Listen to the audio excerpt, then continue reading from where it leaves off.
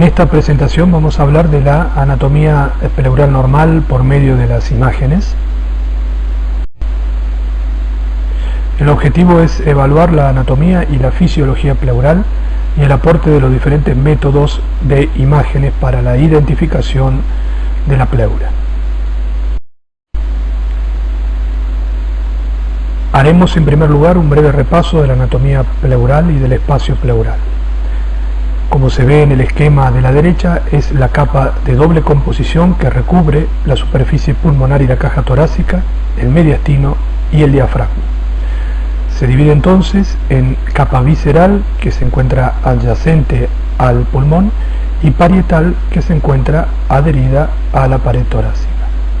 Las dos capas se unen en el ilio y en las uniones anteriores y posteriores del mediastino. Morfológicamente, la pleura visceral se presenta en tres capas: la endopleura superficial,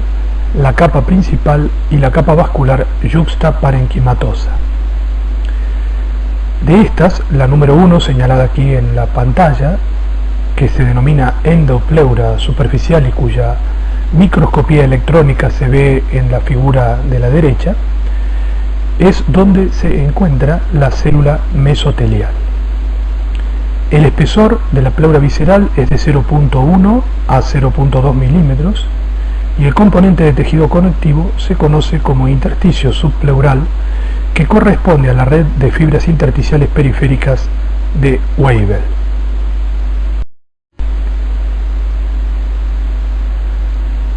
La capa principal tiene una lámina elástica externa que es la responsable de la estabilidad mecánica de la pleura y está formada por tejido colágeno denso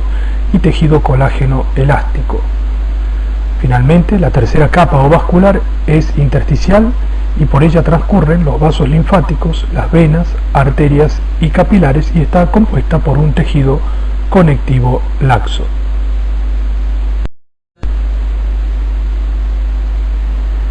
En esta imagen coronal de un tórax y en el esquema extraído del libro de Webb y Müller, se pueden observar las relaciones del pulmón con las diferentes capas de la pleura y la pared costal. Así vemos en el esquema la representación del pulmón, de la pleura visceral y de la pleura parietal, el tejido graso extrapleural y la fascia endotorácica antes de los músculos intercostales internos. Luego viene la presencia de los vasos y la grasa intercostal y finalmente los músculos intercostales internos y externos adyacentes a la costilla. Estas imágenes se representan en la tomografía computada como una banda de isoseñal entre los arcos costales, como podemos ver en la figura tomográfica. En tanto, la pleura parietal está formada por células mesoteliales que asientan sobre una fina red de tejido conectivo y tiene también un espesor de 0.1 milímetro. Se encuentra, como vimos en el esquema anterior, antepuesta a la grasa extrapleural, a la fascia endotorácica fibroelástica y a los músculos intercostales. Y ahora vemos en la imagen tomográfica axial de la derecha cómo se representa en este corte, no ya en el coronal como vimos anteriormente, como una banda intercostal de fino espesor de tipo laminar y con una isodensidad en relación con los grupos musculares adyacentes de la pared torácica.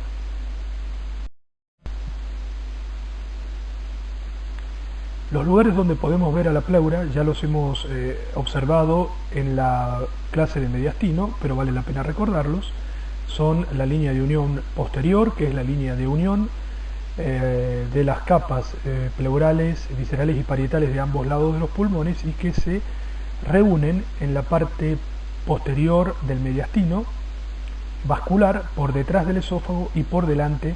de la columna vertebral. Así se ve en la tomografía, en el corte axial,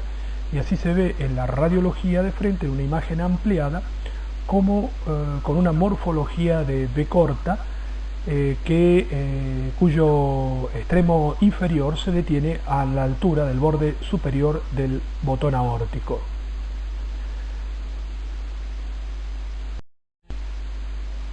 La otra imagen se corresponde con la línea de unión anterior, que es una línea que reúne a las capas visceral y parietal de ambos pulmones en la parte anterior y superior del mediastino y determina la aparición radiológica de una banda densa que sobrepasa el borde superior del botón aórtico y llega hasta sobrepasarlo unos 3 centímetros por debajo del mismo, y aquí se ven las imágenes radiológica y tomográfica representando a la línea de unión anterior. Y finalmente, en otro sector que puede ser observada, sobre todo con la radiología digital y también por supuesto con la tomografía computada, es la línea pleural del receso pleuroácido esofágico, es decir, este sector de la pleura que se ve radiológicamente como una línea curva superpuesta a la columna vertebral y que sigue más o menos el trayecto del esófago, y en la imagen tomográfica la representación de este receso que contiene al segmento apical del lóbulo superior derecho del pulmón, que está interpuesta entre el aire pulmonar, el esófago que se ve aquí con contenido aéreo, la vena ácidos que no se ve por la ventana parenquimatosa pulmonar que hemos elegido, y obviamente la pleura que está recubriendo al mediastino. Tomográficamente, ¿dónde puede verse la pleura en condiciones normales? Generalmente necesitamos cortes de alta resolución, como también ya fue mencionado en otras clases, y la vamos a ver como una fina línea de bordes regulares y de un trayecto homogéneo y también regular, que tiene un espesor no superior a los 0,1 o 0,2 milímetros de diámetro y que tiene a ambos lados de su superficie un pequeño espacio claro de 3 a 5 milímetros que corresponde al sector oscuro o no visualizado en la tomografía computada de alta resolución por justamente la falta de resolución de las pequeñas estructuras más periféricas del pulmón. Así lo vemos en la imagen de la izquierda, mientras que en las dos imágenes de la derecha observamos también un aspecto particular de la disposición de la cisura menor en el pulmón derecho, que debido a su trayecto no estrictamente horizontal, sino cóncavo, posibilita que en determinadas circunstancias los cortes tomográficos axiales la manifiesten como una imagen anular o como una imagen con aspecto oval o elipsoide, que corresponde simplemente al corte de los bordes de esta cisura por su disposición, y que, al igual que las otras cisuras, también presenta un espacio claro que a veces es de mucho mayor espesor debido al corte axial efectuado sobre la falta de resolución de la tomografía computada en los sectores periféricos. Debido a que esto aparece como un sector de hipodensidad o de aumento del aire en el parénquima pulmonar, se denomina espacio claro del lóbulo medio y no corresponde a un sector patológico de atrapamiento aéreo. No confundir con eso, por favor. Existen cisuras accesorias donde también podemos observar a la pleura. Aquí vemos imágenes radiológicas, tomográficas y un esquema de esta variante anatómica que se observa en el 1% de las personas y que configura en la RX el denominado signo de la lágrima, en el que se ve el trayecto lineal de la cisura y la imagen en gota de la vena ácigos suspendida. La manifestación tomográfica es de una banda de espesor más o menos grueso que transcurre entre la columna vertebral y la vena cava superior. En el esquema vemos cómo se produce este defecto o alteración o variante anatómica. En la figura A se observa en un punto negro la vena ácigos y la capa pleural en el desarrollo embrionario. Lo que normalmente ocurre, como se ve en la figura B, es que a medida que va creciendo el pulmón, la vena ácigos se proyecta medialmente adyacente a la pared de la tráquea y termina descendiendo y posicionándose, como sabemos, justo en el ángulo hipotético que existe entre la tráquea y el bronquio fuente derecho. Allí forma el callado de la vena ácidos. Si en cambio se queda en su posición, es decir, no migra medialmente, cuando le toque descender lo va a hacer arrastrando consigo a la pleura, la cual por supuesto va a estar descendida y va a formar una imagen relativamente espesa, debido a que va a tener las 4 capas pleurales adyacentes o muy unidas o muy juntas en ese nivel, y por eso dan esa imagen que es visible radiológicamente y con un espesor relativamente importante en la tomografía computada. Es importante recordar que no se trata de un lóbulo accesorio de la vena ácidos como está mencionada muchas veces incluso en la literatura, sino dado que no tiene ni bronquio propio ni una circulación arterial ni venosa propia. Por lo tanto, no es un lóbulo ni un segmento, es simplemente una cisura accesoria. También existen otras cisuras accesorias, como la cisura accesoria inferior. Aquí vemos en el esquema de la derecha una representación de la vena ácidos, de una cisura accesoria del lóbulo medio del lado izquierdo, de cisuras accesorias superiores, marcadas allí con la letra S, y de las cisuras mediales basales con la letra M, y de una cisura accesoria inferior del lado derecho. La cisura accesoria inferior, que representa el 8% de las cisuras accesorias, separa el segmento medial basal del resto del lóbulo inferior, como vemos en la imagen superior de la izquierda.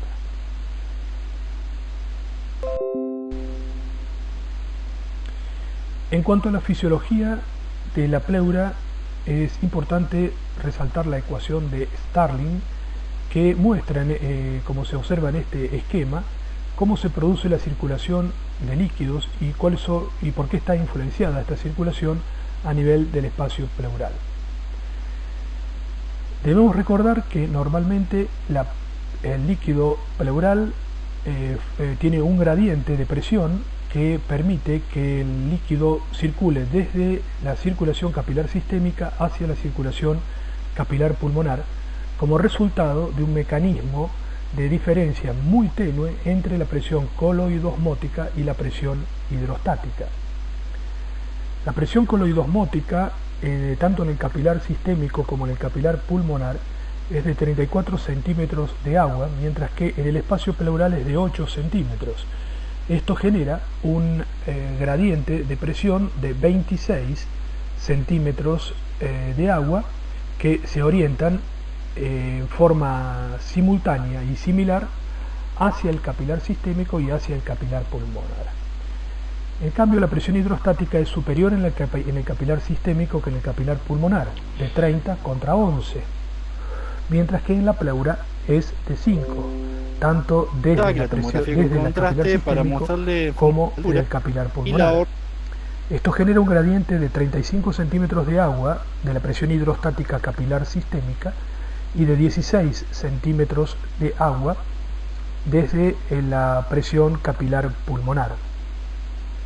Por lo tanto, como vemos en la parte inferior, se generan dos gradientes de 9 y 10 centímetros de agua, en total 19, que es la diferencia entre 35 y 16, que posibilita la circulación del líquido capilar sistémico hacia el capilar pulmonar. Fácil es deducir o imaginar que cualquier elemento que provoque una alteración del sentido del flujo puede provocar también la acumulación de líquido en el espacio pleural, ya sea un aumento de la presión capilar sistémica o de la presión capilar pulmonar, tanto coloidosmótica como hidrostática, como así también factores inflamatorios, infecciosos o tumorales que provoquen una obstrucción o un engrosamiento de las capas pleurales y de sus poros.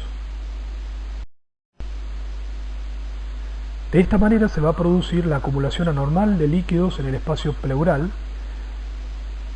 y repetimos que puede estar determinado por una alteración del transporte de líquidos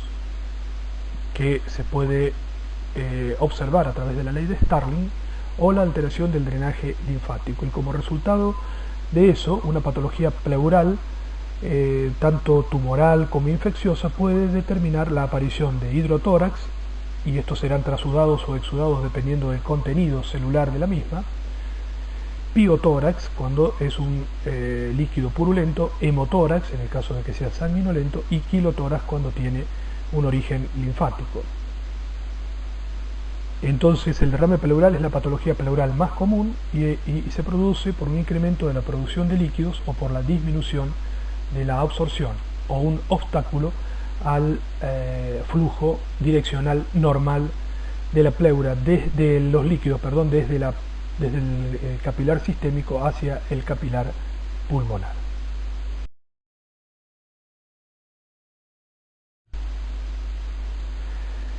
Las causas del derrame pleural estarán determinadas por patologías de tipo infecciosa, por enfermedad inmunológica como el lupus eritematoso sistémico o la enfermedad reumatoidea,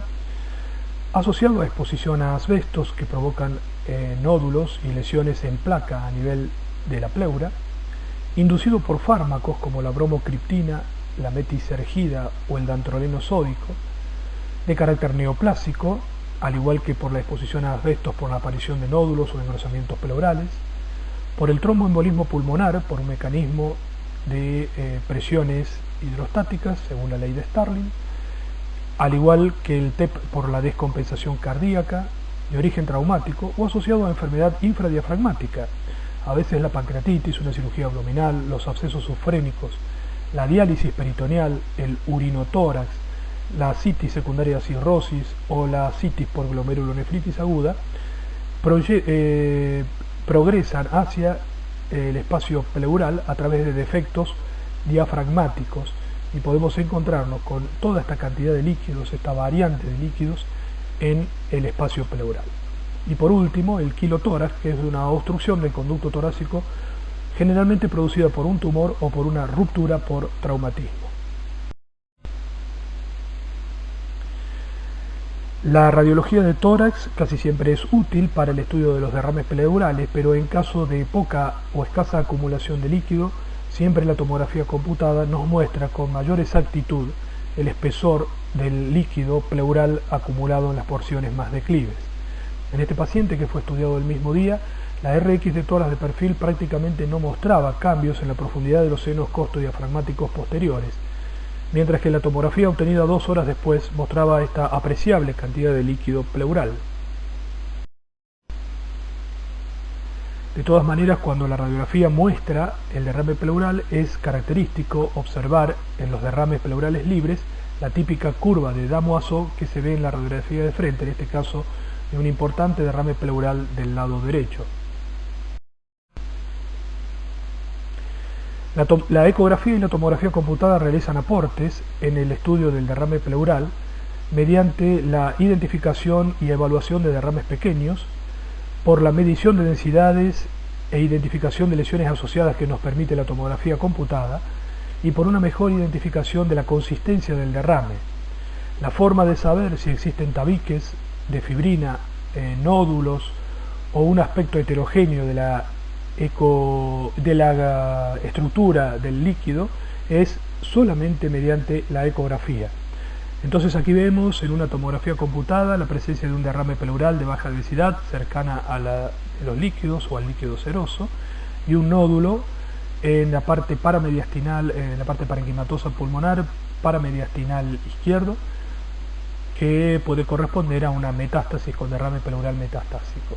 Mientras que del lado derecho vemos una ecografía que nos muestra que el líquido pleural no es homogéneo, que tiene tabiques y que por lo tanto puede resultar dificultoso su extracción mediante punción pleural,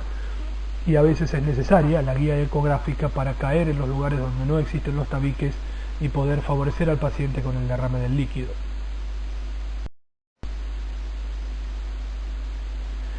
También la ecografía y la tomografía pueden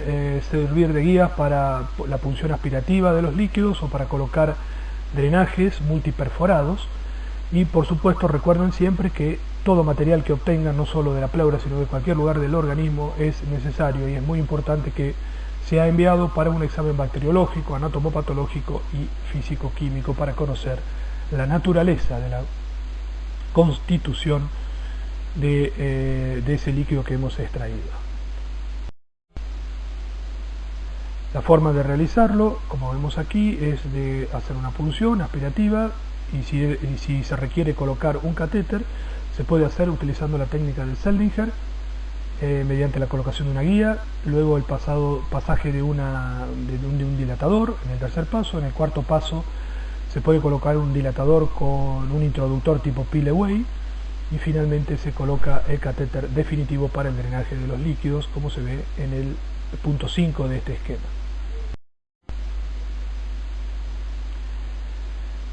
El derrame pleural puede asociarse a colapsos de los pulmones, como se ve en la imagen de la izquierda, donde hay una zona de atelectasia pasiva provocada por la compresión por el pulmón, y la tomografía computada puede ayudar, como se ve en la imagen de la derecha, a reconocer empiemas. Y este signo que se ve aquí, que es la toma de contraste marcado con las flechas verdes, tanto de la toma de contraste tanto de la pleura visceral como de la pleura parietal, es un signo prácticamente inequívoco de empiema, además de que vemos que es un derrame pleural que está suspendido, tabicado en la parte anterior y no en la parte declive de esta cavidad torácica. Una pregunta frecuente es si se puede diferenciar el origen del derrame pleural con los métodos complementarios. En este sentido, el problema principal radica en identificar un derrame pleural maligno o poder diferenciar un derrame benigno de un derrame maligno cuando no se identifican nódulos pleurales por tomografía computada. Y también es importante diferenciar las conexiones subfrénicas de los derrames pleurales verdaderos. Es necesario que cuando realicen una tomografía computada identifiquen dónde está la línea diafragmática. Si la imagen líquida se encuentra por delante del diafragma, se tratará de la línea diafragmática o de la crura diafragmática, se tratará de líquido subfrénico. Si de la crura diafragmática se encuentra por detrás, se tratará de un derrame pleural. Aquí vemos en estas imágenes la presencia de un pequeño derrame pleural del lado derecho en la imagen superior y una conexión subfrénica, tanto izquierda como derecha, señaladas con flechas rojas. Y en la imagen inferior tomográfica, las cruras diafragmáticas y el líquido que se encuentra por dentro de la línea del diafragma, que corresponde a un derrame hemorrágico subfrénico por ruptura del vaso y no de un derrame pleural. Tal vez la ecografía, como se ve en la imagen de la derecha, por una correcta representación en un corte sagital del diafragma como una banda de ecorrespuesta aumentada, es decir, con una tonalidad de blanco, sea el mejor método para diferenciar el derrame pleural de un líquido subfrénico. Aquí vemos en esta imagen el mismo paciente de la imagen tomográfica inferior con líquido por debajo del diafragma y rodeando al vaso en una ruptura esplénica. Y fíjense cómo se observa el parénquima pulmonar, que se ve allí con una tonalidad de gris porque no está completamente ventilado en un paciente en decúbito, y tratándose del receso pleural posterior, que muchas veces tiene esta apariencia no ventilada. Entonces se ve que no hay derrame pleural y que el líquido se encuentra por debajo del hemidiafragma. Este es un aporte importante de la ecografía cuando uno no puede diferenciar correctamente si el líquido está por encima o por debajo del diafragma con otros métodos de diagnóstico. Finalmente, la tomografía computada, como ustedes ven aquí en diferentes pacientes, pueden demostrarnos mediante la colocación del ROI para medir las densidades si se trata de un líquido quiloso que tiene unidades Hanfield negativas, seroso que tiene unidades Hanfield de entre 0 y 10, empiema que tiene entre 15 y 20 unidades Hanfield y un hemorrágico que tiene entre 40 y 50 unidades Hanfield. Muchas gracias por su atención.